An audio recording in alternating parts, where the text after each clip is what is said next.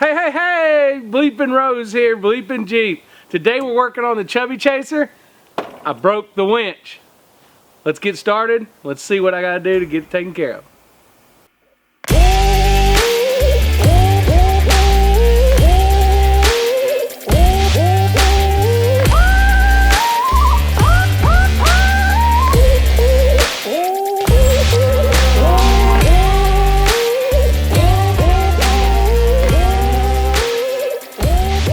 Okay, so where did it all start? About 8 months ago, I let some fellas use my Jeep to try to pull out a piece of machinery that was stuck. I wasn't there, and I came back and all my battery cables on top of my motor were burnt off. All the rubber was burnt off of them. The winch wasn't working. They burned up the solenoids inside. And if you look right here, these two terminals are rusted and the other ones are rusted. They got so hot they burnt all the coating off of them, and I knew immediately I was going to have a problem, so I started buying parts then. Alright, so we were at the Week of Wheeling event last weekend. Great event. It's called the Winter Games, and Max Dollinger puts it on and does a lot of trail riding and trail guiding at the Hollerwood Park there in Kentucky. If you've never heard of Hollerwood, you should look them up, and look up Max Dollinger with the Week of Wheeling Company if you need a guide, because the place is a little hard to navigate there, but they got some awesome riding. So what happened? We winched. It was tough stuff, muddy weekend. We were all winching every now and again. What part of the game was to do stuff that you wouldn't be able to do, and that's what we tackled. And but moral story, we winched and my winch quit working. I knew it was a short-lived life after they tried to winch that piece of equipment out. Apparently they held the winch down for about 90 seconds and nothing was moving, and that's when it burnt down. And I got it working again and started ordering all the parts, and we've tested all 4 of the solenoids. They're all good, and the motor itself is like a direct short. The whole winch shakes when you engage the winch. And I've had solenoids go bad on these before, and normally if one solenoid goes bad, it'll still go in or out the opposite side, because 2 solenoids work one way, 2 solenoids work the other. This time it was not like that. It was just like bam, just solid. So I have a feeling the motor completely burned up because we tested the solenoids. They're good. We have plenty of power. So let's get this unwound and let's get started and see what we can do. All right, so what all have I been collecting to work on the winch? All right, I knew I needed a motor because the anodize was burnt completely off the terminals. In doing so, when I was talking to Warren and got the motor, they sent me the little rubber boots. These little guys are like hard to get. They're the boots that goes on right here. They're kind of hard to get. I had trouble sourcing them online. So got lucky enough, and Warren sent me a couple of those. I want to do in-cab winch controllers. That's something we're going to do after this video. I want to do a video on how to add your own in-cab winch controller. So I've got my 2 switches. We're not going to do in this video, but we're going to do it on the next one because I really want that. I've always dealt with the umbilical and it's always been fine. I just really want my own in-cab winch and switches. So I got a winch power switch and a winch in and out switch, and we're going to make a cool box for these to go in a later video. So Gigglepin, they make some of the craziest, nicest stuff for 8274 winches.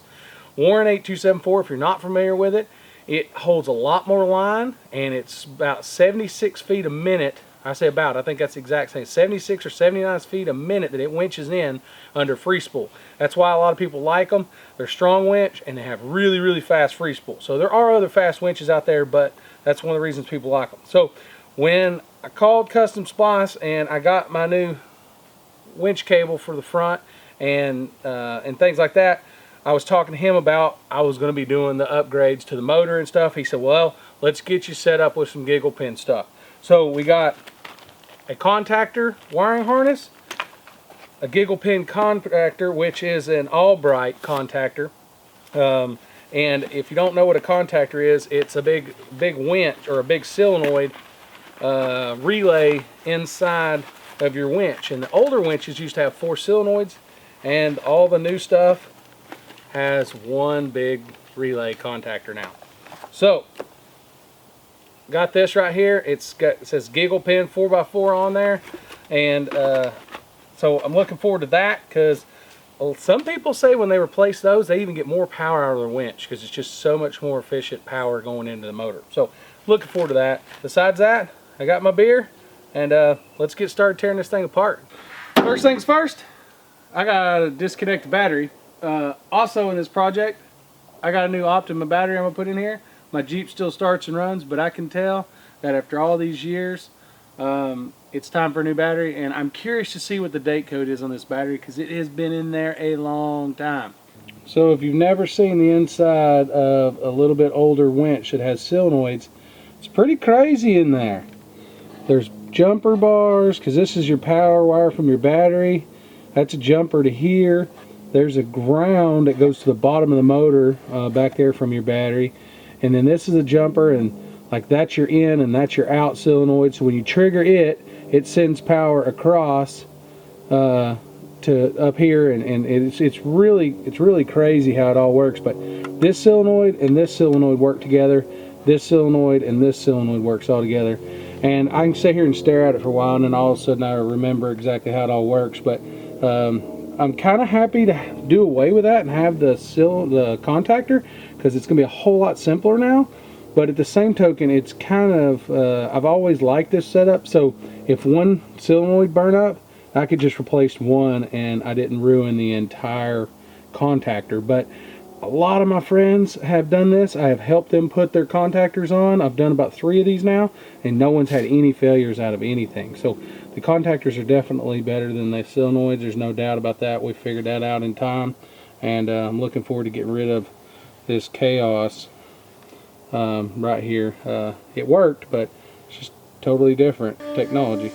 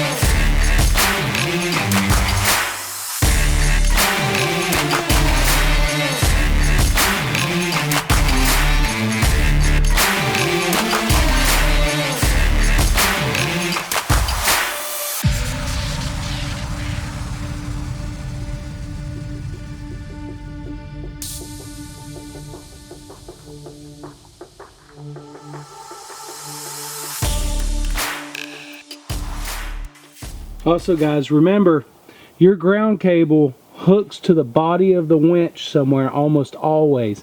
It does not hook to one of these top 3.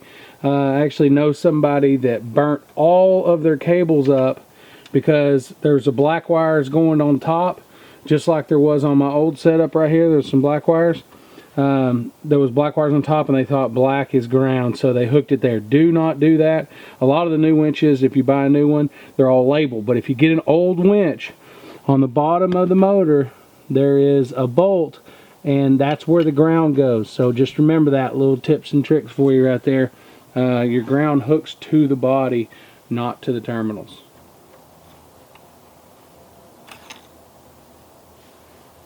Look at that.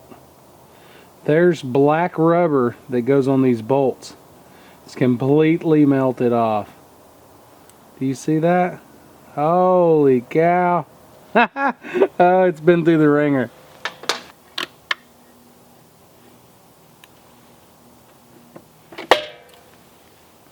Holy moly. Look at the inside of that. Golly bum. The brushes in there look amazing. Boy, it even smells burnt. Y'all see all that? Holy cow, that thing's been super hot. Look at that, guys. I've never added oil to it or cleaned it, and I have a feeling the oil's really nasty. So I'm taking this off to inspect that. But the other reason is I'm going to buy a new sticker for the top, and I want to polish these ribs right here. So I'm taking this off, that way I can polish it and get that off.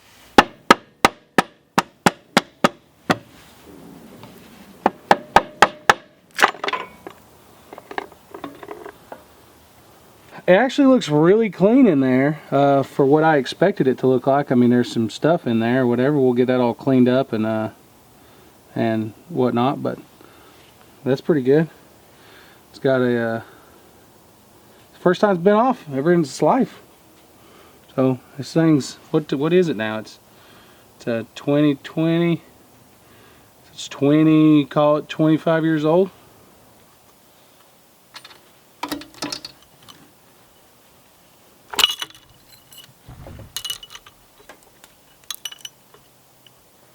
Whoa, did you see all that? That's what I'm talking about, guys. I think I dropped one ball. Oh, I'm wrong. Dropped a bunch.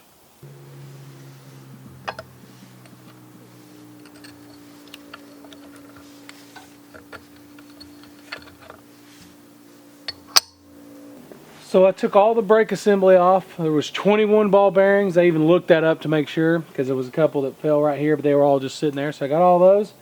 And I took the shaft out because I got the new O-ring from the Gigglepin, which I got all the Gigglepin parts through Custom Splice. They have all that on their website, which is really nice.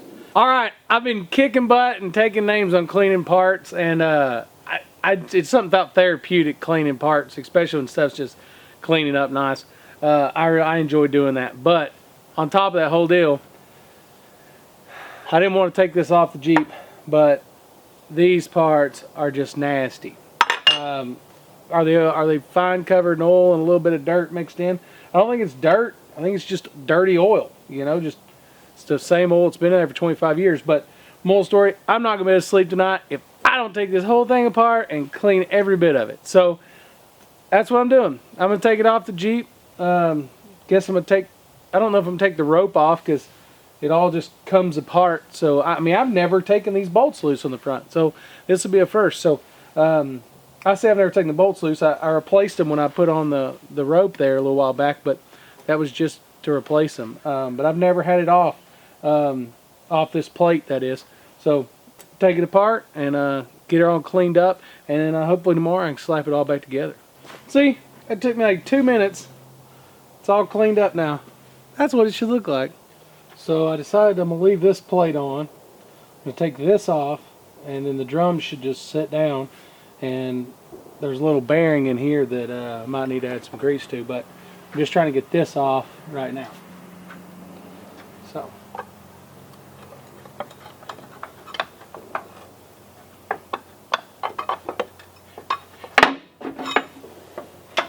Oh, that couldn't have been any easier. Look at how dirty it is in there. That's why I'm taking it apart. But either way, I've never had it apart. So I think I might have that new O-ring as well. Wow, am I glad I took it off. I was like, is it that thick in the bottom? And I reached this tool down there because it's on the table. I want y'all to see this. Look at that goop. Oh my goodness. I'm glad I took it apart. A lot better. That probably took me the longest part of everything I've done so far, was getting it this clean. The inside's good and clean, and that's what I was after. So I'm ready to put it back together. Grease this side. I put the new O-ring that I had in it from Gigglepin. This goes right in there. I guess maybe I should put some grease right there. Let's do that first. Alright, we got a little grease. When you're putting this together, you got to put the big monster sprocket that we cleaned up. It goes down in there like so, and there's an O-ring out here, so you got to be careful when you're putting it together. Don't be aggressive.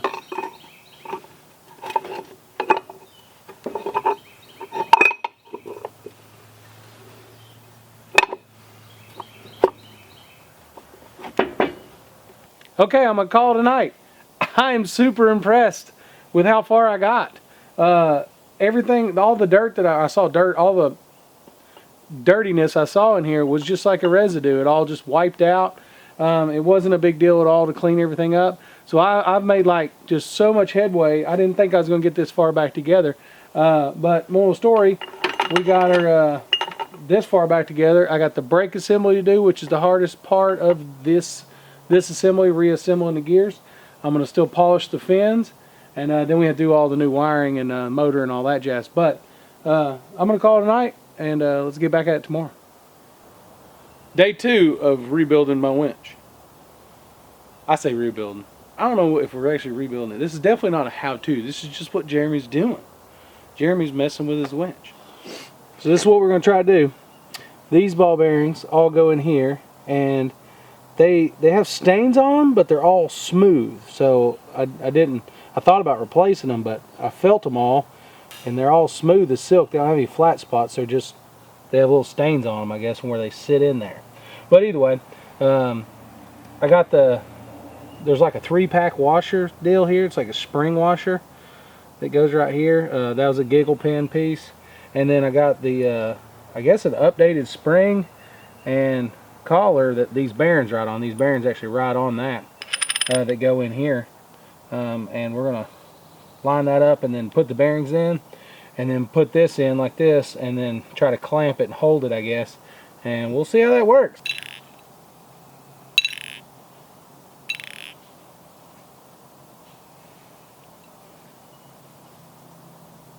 Be real careful. Line that up.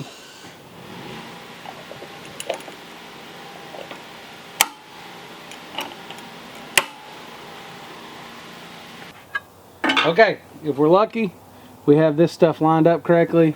We're going to slide it on there. In reality, this hasn't been that bad. So, we'll see. We'll see. Look at that, huh? What do you think about that? What do you think about that? Alright, let's put our snap rings and our washers on. Yahtzee! Yahtzee!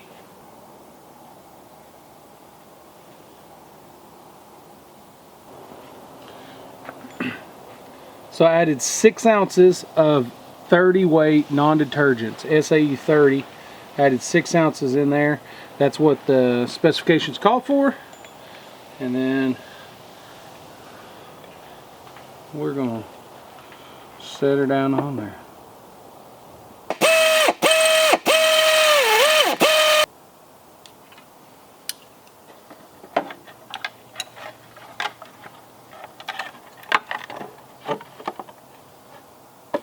I screwed up and ordered too big of terminals.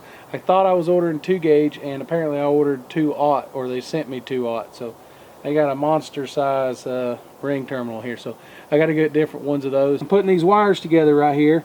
I want to show you what I do when I do this. I take and put 2 identical marks, because when you have short cables, these can rotate out of the way and you'll never get the cables on there. So I put 2 marks together like that, and I cram it together and I crimp it. So we're going to put this together, line that up real good, and start pumping it.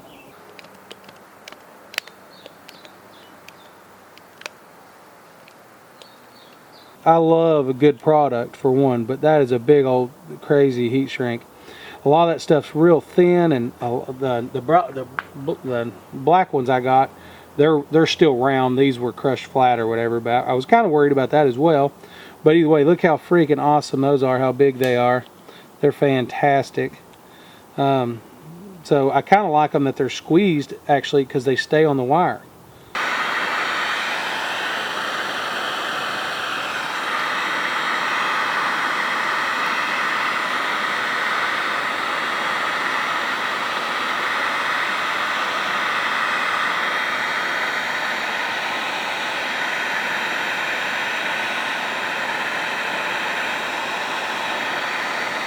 Look how awesome that dude looks. That is freaking amazing.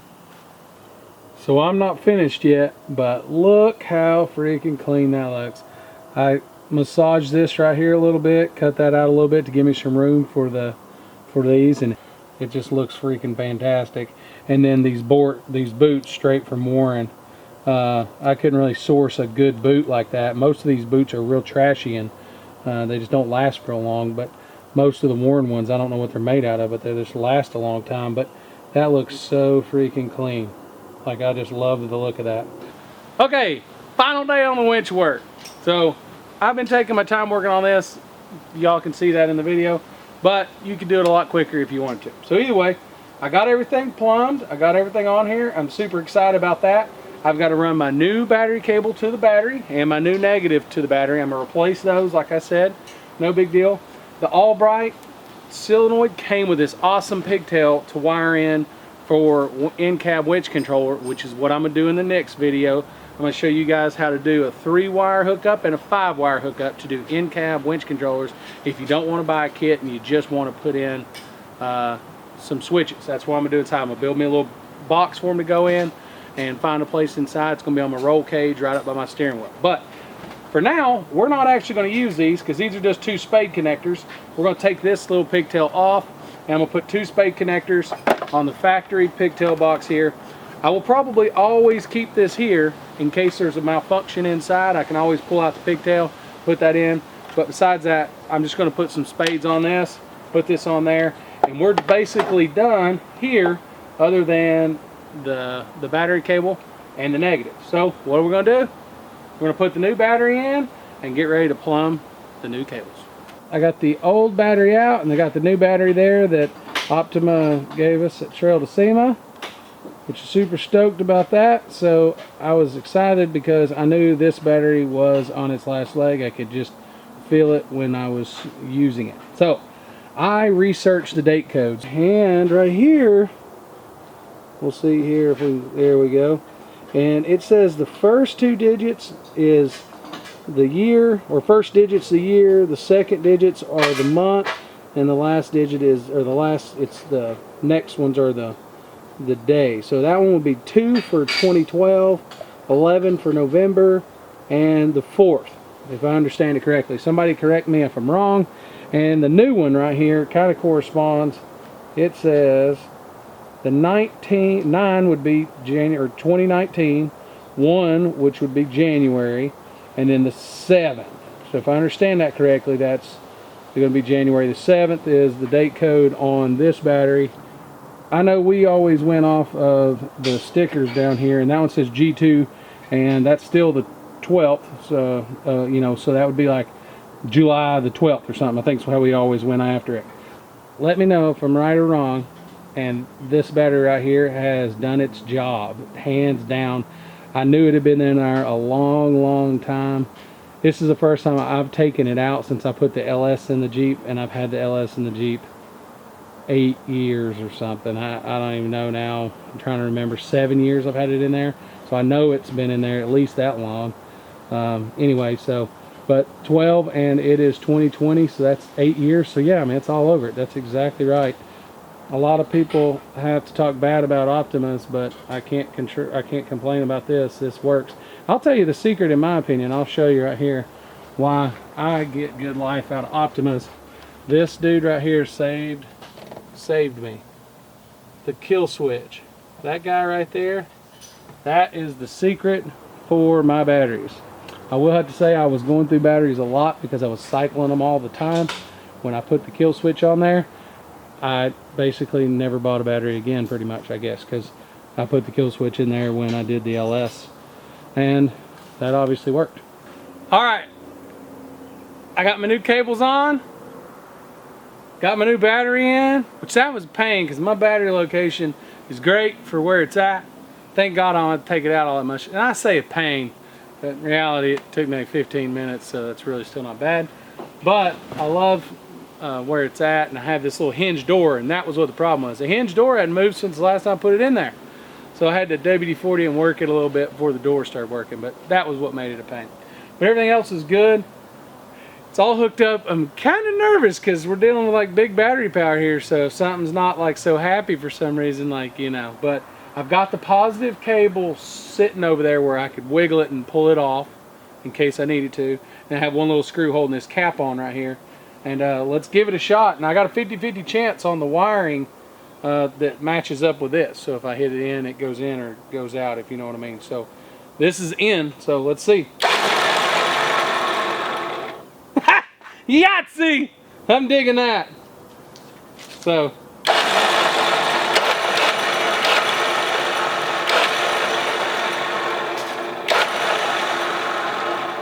Oh yeah.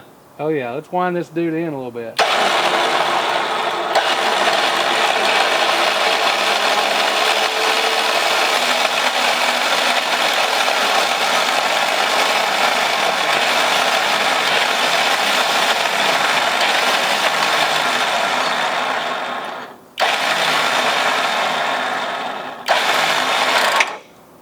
Whoa! Yahtzee! I guess we can go and put the other screws on. There's 3 screws, but I can only find 2, so I don't know where the third one is. It's MIA. Missing in action, baby! I love that. I'm ready to go freaking 4-wheeling. Let's go freaking do some neutral drops, pop some wheelies, burn some rubber, and not break anything. Alright guys, next video is going to be on the in-cab winch controller. We've talked about that. I'm going to make me this cool little thing. I'm going to make me a little template with a plasma cutter for my square switches, so pay attention to that. That's going to be coming up here shortly.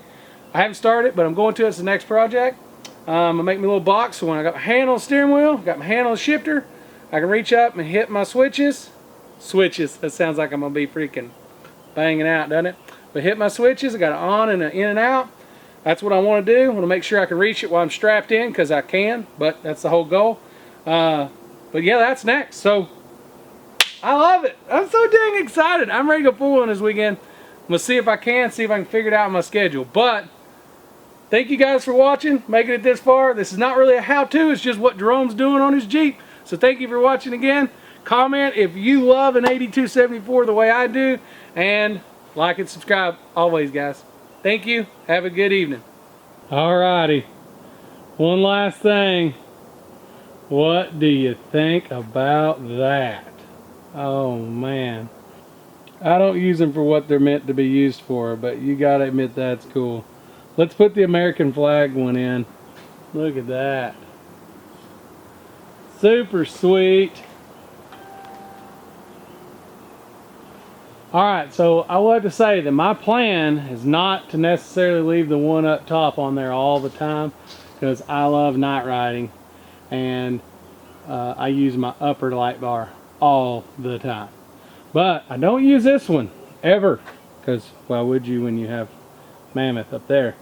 So this one I plan for it to stay here all the time.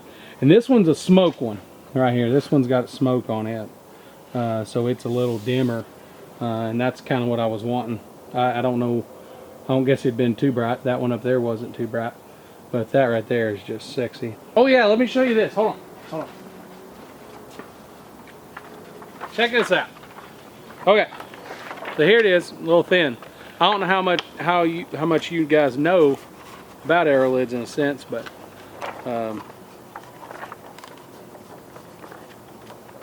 check this out. Look at this. This is how you store the inserts, because I didn't know this either. And then when they arrived, I was kind of like, oh, that's way different than I thought. Because I thought, where am I going to keep this big old insert in the Jeep? Like, I don't have any room to begin with. Look at that. You just roll it up. So I don't know how tight you could roll this, if you get what I'm trying to say. You just keep twisting on it, I guess, and you can get down as small as your fingers if you want. I guess it doesn't take but a second to do that, but all right. So there, look at that, little bitty. I don't know, it's about twice the size of my finger, I guess. So what I plan on doing is just getting a piece of PVC pipe, just a little longer than this, with 2 caps, enough that I can put this one and that one in the same one, probably just like an 1.5 inch piece of pipe or something with 2 caps, and I'll throw it in the toolbox. And then whenever I want to throw a cover in the big one, I'll just chuck a cover in the big one. So Yahtzee, that's a good idea, right? You gotta tell me that's a good idea. That's my thought. So, but I gotta tell you, I didn't think I was gonna like them as much as I do. I really do, and you can tell that right now. I'm kind of excited about it. I think that is just awesome. Like, the new logo is awesome. I love it. I love these colors, and I just love it on that. Like, that is just sick. But there's a lot of mud that gets on the upper one, and I have to pressure wash the crap out of the upper one, and it's a cheapo light bar, so it gets the moisture behind it and stuff like that. So I'm really hoping that this up here keeps the mud off, lasts the time like Gabe thinks it will. He says that they're really strong and they'll hold up to getting beat on, as well as I can just pressure wash the mud off of it and keep that moisture from behind the lens in there. You know, I know it's a cheap light bar and you can tell me to buy an expensive one, and I get that, but I don't know when I'm gonna run into a tree and trash that thing. So until I do that, and I'll probably still buy a cheap one after that, because you know, it lights up the world. I'm not racing, so I'm just out having fun, and I love night riding. So but how cool is that? So peace out.